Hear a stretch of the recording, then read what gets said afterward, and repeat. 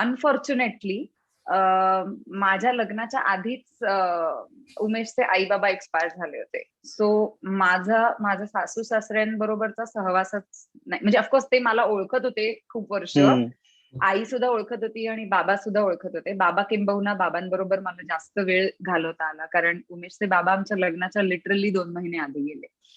So पण ते सासू सासऱ्यांबरोबर राहणं, हा जो एक लग्नानंतरचा बदल असतो, तो माझ्या आयुष्यात झालाच नाही, आलाच नाही. कारण ते नव्हतेच आमच्या लग्नाच्या नंतर. त्यामुळे माझं आयुष्य हे कायम उमेश आणि मी आणि उमेश आणि मी एवढंच राहिलं.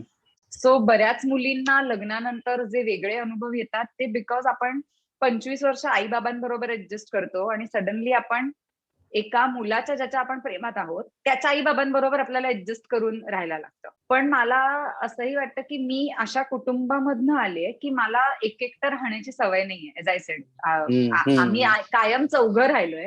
चौघांनी एकत्र येऊन गोष्टी केल्या, चौघांनी एकत्र येऊन आयुष्याचे आणि घराचे आणि सगळ्याचे निर्णय घेतले. सो मला अचानक लग्न झाल्यानंतर माझ्यासाठी अनएक्सपेक्टेड आणि वेगळं होतं की आता सगळं मीच करायचं.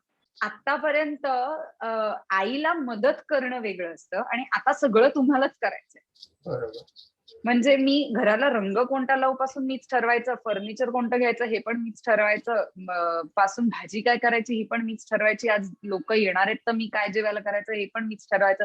सगळं मीच ठरवायचं. सणाला काय करायचं, आणि आमच्या घरी गणपती असतो त्यामुळे गणपतीत मग 7 दिवस काय करायचं हे पण मीच ठरवायचं. सो तेव्हा मला असं सतत कुठेतरी वाटत राहिलं की मी खूप मिस करत राहते एकत्र कुटुंब पद्धती अशा वेळेला. कारण मला असं वाटतं की अरे आपल्या बरोबर जबाबदारी शेअर करायला कोणीतरी पाहिजे.